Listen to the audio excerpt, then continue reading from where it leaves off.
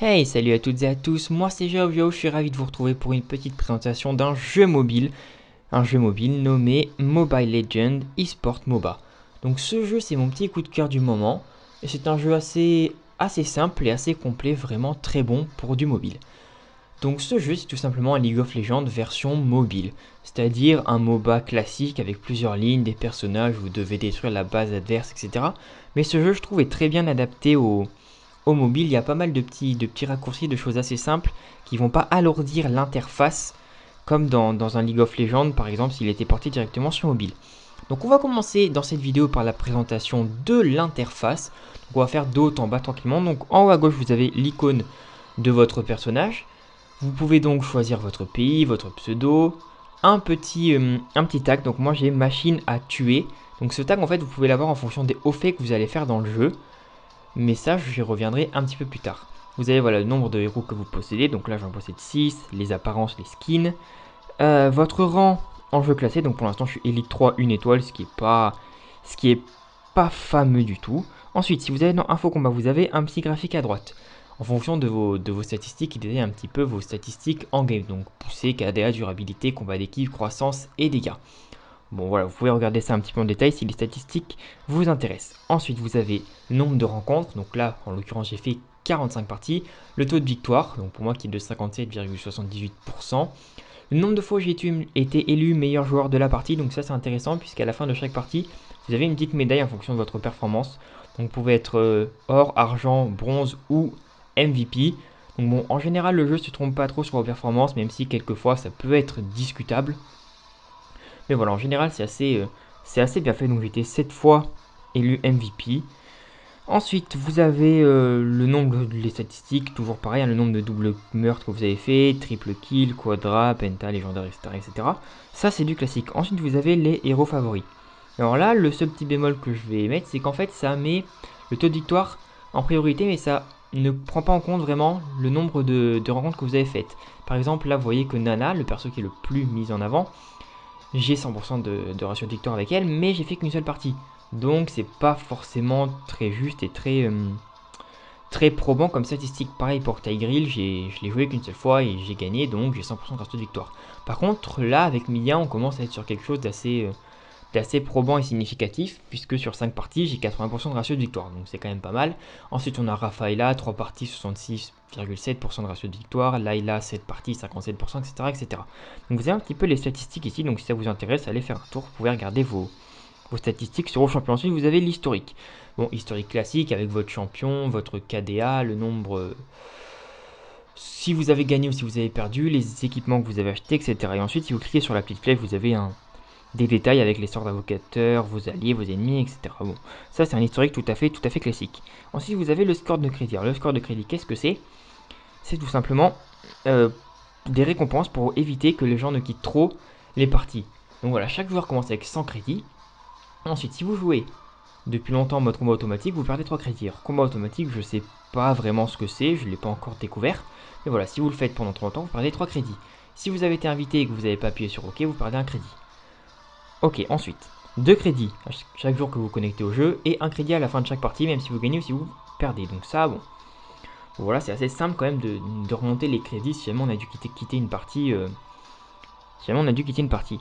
Ensuite, chaque lundi à 5 h, les crédits seront vérifiés, les joueurs dont les scores seront entre 90 et 100 obtiendront des récompenses.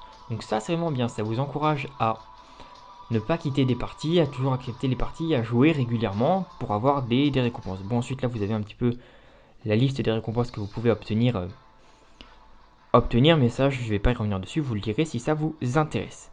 Voilà un petit peu pour cette interface. Ensuite on a bon le nom d'invocateur, le niveau d'invocateur, on peut voir que je suis niveau 10, que j'ai 990 points d'expérience sur 1672. Et ensuite vous avez sur cette coupe les hauts faits. Donc il y a un niveau de haut fait qui est complètement à dissocier de votre niveau d'invocateur. Là pour le coup c'est le même, je suis niveau 10 en haut fait et niveau 10 en invocateur, mais ça peut, euh, ça peut tout à fait être différent et se dissocier. Donc vous voyez que là on peut voir les récompenses que je vais avoir quand je passerai niveau 15, donc j'aurai 500 fragments d'habileté magique et physique. Donc ça, je reviendrai un petit peu plus tard quand on y sera. Et vous voyez que là, c'est là où il y a tout simplement les hauts faits. Donc posséder 10 héros, amasser des points de combat, etc. Et chaque fois que vous le faites, vous gagnez de l'expérience et un petit peu de points d'influence, donc qui sont la monnaie du jeu que vous voyez ici à droite. Donc vous pouvez voir, j'en ai presque 14 000. Et vous gagnez une bannière que vous pouvez tout simplement mettre dans votre profil. Donc voilà, ensuite vous pouvez voir soit tous, soit les non terminés, etc. Bon, ensuite alors vous avez les points d'influence, comme je vous l'ai dit, c'est la monnaie du jeu que vous pouvez utiliser pour acheter les différents personnages. Et ensuite vous avez les diamants que vous pouvez acheter avec de l'argent réel cette fois-ci pour acheter vos personnages et également des skins, des petites apparences. Ensuite, sur la gauche, vous avez les coffres. Vous avez deux coffres, les coffres à médailles qui vont être disponibles une fois par jour en fonction de ce que vous avez fait comme performance en partie. Donc si vous avez eu la médaille or, la médaille argent, médaille bronze ou la médaille MVP tout simplement, et des coffres gratuits. Donc je vous montrerai un petit peu ce qu'il y a dans ces coffres à la fin de la vidéo. J'ouvrirai ce coffre gratuit. Ensuite vous avez en dessous le Hovering Blade Fanny, donc la présentation du dernier personnage sorti. Et ensuite en dessous vous avez un petit peu le chat général où vous pouvez parler, voilà, ou essayer de trouver des équipiers par exemple. Ensuite, au milieu, c'est très important, vous avez une énorme map avec un petit dragon là qui est en train de voler tranquillement. Et donc c'est cette map en fait qui va vous permettre de choisir votre mode de jeu. Donc si vous cliquez dessus, vous pouvez choisir soit le mode rencontre, donc tout simplement le mode normal où vous pourrez jouer tous les personnages gratuits et les personnages que vous possédez sans classement, sans rien, juste pour tester par exemple les nouveaux personnages. Ensuite le mode rang, où là vous ne pouvez jouer que les personnages que vous possédez et à la fin ça va déterminer votre classement. Donc si vous gagnez, vous allez gagner une étoile de classement et monter, etc. dans les classements. Et si vous perdez, vous allez perdre une étoile tout simplement. Et là vous pouvez jouer par contre que les persos que vous possédez, donc il vous faut au minimum 5 persos pour pouvoir y accéder. Et il faut monter votre rang d'invocateur au minimum 6. Donc ça prend environ une quinzaine, vingtaine de parties. Et ensuite ici il y a le mode chacun pour soi, donc qui arrive bientôt. Je ne sais pas du tout ce que ça va être. Est-ce que ça va être du 1v1? Est-ce que ça va être du 1v1, v1, v1? Je ne sais pas. En tout cas voilà, ça peut être intéressant. Et ensuite à droite vous avez votre gestionnaire d'amis avec vos amis s'ils sont en ligne, s'ils sont pas en ligne. Ici ils sont en ligne, vous avez une petite icône, un petit plus à côté du nom de votre ami. Et là vous pouvez choisir de l'inviter en cliquant ici. Donc ça c'était pour l'interface combat, qui est l'interface principale des 4 différents menus qu'il y a dans le jeu. Ensuite on va passer dans l'onglet préparation, qui est un onglet assez important, notamment grâce à ça, les sets d'emblèmes. Donc en fait les sets d'emblèmes, vous en avez plusieurs. Vous avez les sets d'emblèmes physiques, magiques, vous en avez en dessous un tank, jungle, etc. Vous allez pouvoir les augmenter avec les fragments que vous avez vu tout à l'heure, que je pouvais gagner dans les hauts faits. Donc ces fragments en fait ça vous permet d'augmenter tout simplement les statistiques de vos personnages. Donc si vous voulez jouer un personnage physique, vous allez lui choisir au début de la partie un set d'emblème physique. Et donc ça va augmenter de 9,9 l'attaque physique, un petit peu d'armure, ça va augmenter le taux de critique. Bon pour l'instant je suis à 0%, mais en augmentant de niveau ce set d'emblème, avec les fragments que je vais récolter dans les coffres et dans les récompenses avec les hauts faits, ça va augmenter les statistiques de mon personnage. Ça va vous permettre comme ça de pouvoir avoir un petit boost non négligeable. Vous en avez pour chaque catégorie de personnage, un tank, jungle, assassin physique. Bon ça je ne les ai pas encore débloqués, mais au fur et à mesure que vous montez votre niveau de personnage, vous allez débloquer un petit peu tout ça. Ensuite les habiletés, c'est tout simplement la présentation des sorts d'invocateurs. Donc vous pouvez en choisir un qui peut être différent à chaque partie, hein. Si vous avez envie un jour de jouer avec châtiment, ensuite vous pouvez jouer exactement le même personnage. Vous allez pouvoir choisir par exemple Fury. Voilà, ça dépend un petit peu de comment vous avez envie de jouer votre personnage. Et ensuite voilà, vous avez différents sorts qui se débloquent au fur et à mesure des niveaux, pareil que vous augmentez votre niveau d'invocateur.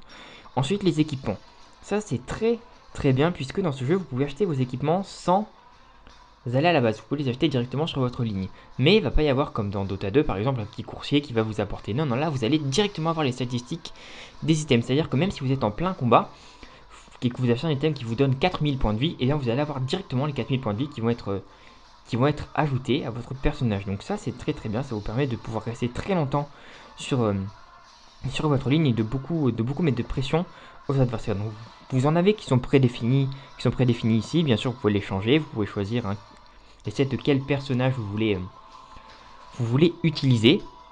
Et voilà, c'est assez intéressant. Et en fait là ça va vous faire acheter en fait tous les objets dans l'ordre. Donc d'abord là par exemple ça va m'acheter d'abord les double H, ensuite les bottes, ensuite le masque, etc. Et dès que vous allez avoir assez d'argent pour acheter un composant, ça va vous le mettre. Vous avez juste à cliquer dessus.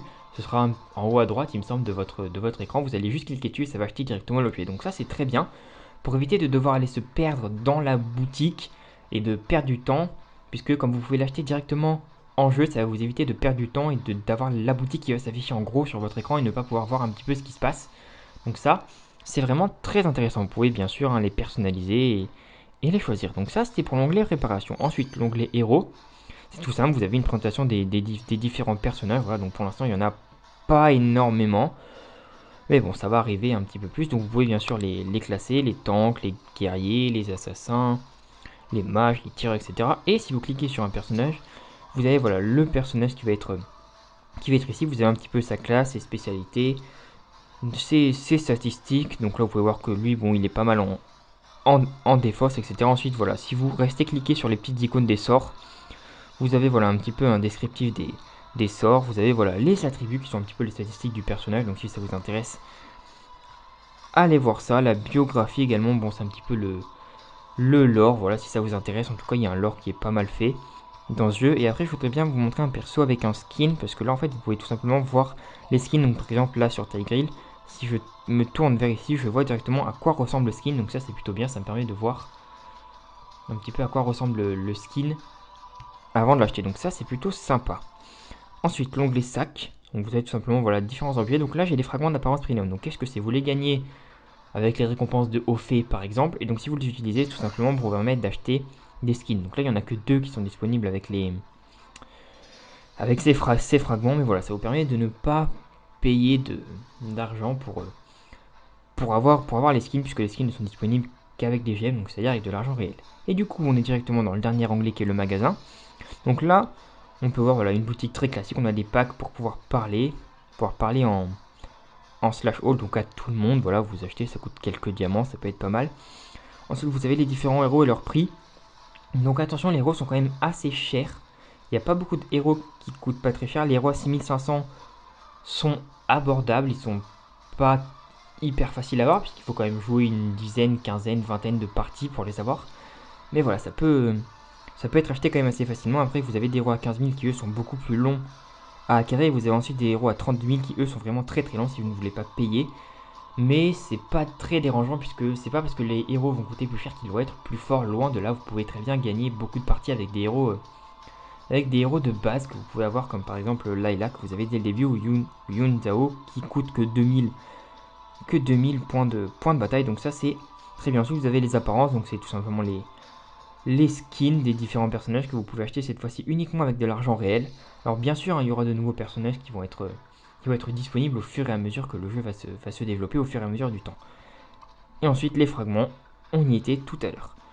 Donc voilà, on a fait un petit peu le tour de l'interface de ce jeu. Après on fera une autre vidéo où je vous ferai un petit tour du mode combat. Tout simplement, je vous montrerai un petit peu comment ça se passe. Mais c'est très très similaire à tous les autres MOBA, hein. Très très similaire à League of Legends notamment. Il n'y a pas de démol là-dessus. Donc si vous avez déjà joué au MOBA, vous allez avoir aucun souci à vous y retrouver. Vous pourrez facilement monter. Et je vais vous ouvrir un petit coffre gratuit. Voilà, petit pack opening de coffre gratuit comme ça, pour voir un petit peu ce qu'il y a dedans. Et là donc on a 30 XP, 44 points de combat, donc des fragments d'emblème physique, fragments d'emblème jungle et de la poussière mystique. La poussière mystique, vous pouvez l'utiliser pour remplacer vos fragments d'emblème.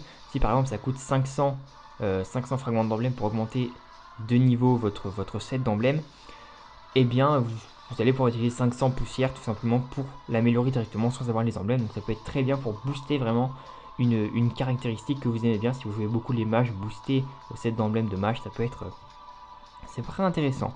Voilà, en tout cas j'espère que cette vidéo vous aura plu, que cette petite présentation de ce jeu Mobile Legends eSport MOBA vous a plu. Moi en tout cas c'est un jeu que j'aime vraiment et que je vous ferai pas mal de vidéos dessus je pense. En tout cas moi je vous dis à bientôt pour de nouvelles vidéos. Salut salut.